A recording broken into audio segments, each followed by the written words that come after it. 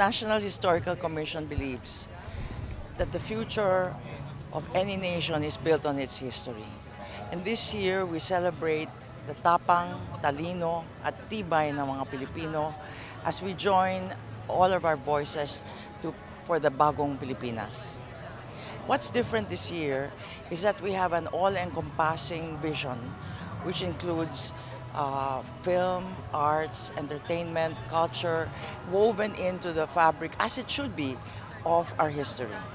So we're going to have a glorious Parada ng Kalayaan as well as another stirring flag raising and wreath-laying ceremony today. Di ka pa sisiil. And I believe that in these trying, confusing times, this is a line that we can all cling to. Never forget that you are Filipino.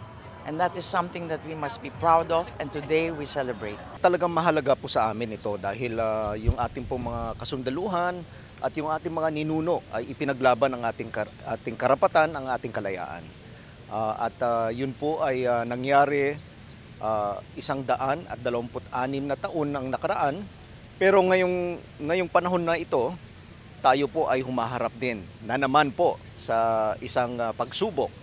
Kaya't kailangan pong magkaisa tayo mga Pilipino para ipaglaban muli ang ating karapatan at ang ating kalayaan.